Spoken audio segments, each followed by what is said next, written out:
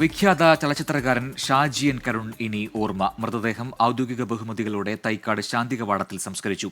തിരുവനന്തപുരത്തെ വീട്ടിലും കലാഭവൻ തിയേറ്ററിലും ആയിരങ്ങളാണ് ഷാജി എൻ കരുണിന് അന്ത്യാഞ്ജലി അർപ്പിച്ചത്.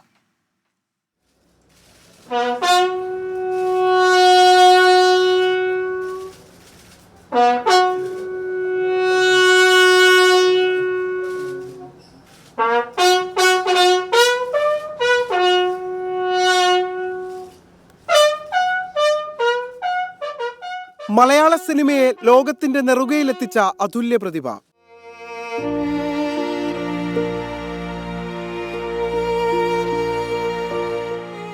ഷാജി എൻ കരുണിന് അന്ത്യാഞ്ജലി അർപ്പിക്കാൻ അദ്ദേഹത്തിന്റെ വീടായ പിറവിയിലും കലാഭവൻ തിയേറ്ററിലും സിനിമാ സാംസ്കാരിക മേഖലയിലെ പ്രമുഖരെത്തി.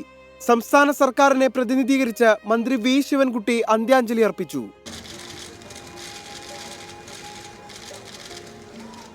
പ്രിയ സംവിധായകന്റെ അസാന്നിധ്യം തീരാനഷ്ടമെന്ന് മന്ത്രി സജി ചെറിയാൻ. മലയാള ചലച്ചിത്ര ലോകത്തും ഇന്ത്യൻ ചലച്ചിത്ര ലോകത്തിനും തീരാനഷ്ടം, ഒരു സംശയം വേണ്ട.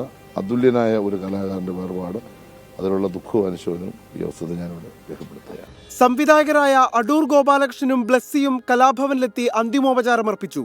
വൈകിട്ട് 5 മണിയോടെ മൃതദേഹം ശാന്തി കവാടത്തിലെത്തിച്ചു. CPIM സംസ്ഥാന സെക്രട്ടറി MV ഗോവിന്ദൻ, ജില്ലാ കളക്ടർ അനുകുമാരി, ചലച്ചിത്ര അക്കാദമി ചെയർമാൻ പ്രേംകുമാർ, നടൻ മധുപാൽ തുടങ്ങിയവർ ശാന്തി കവാടത്തിലെത്തി.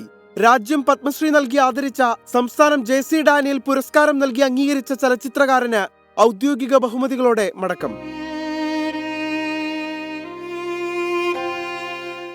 24 തിരുവനന്തപുരം.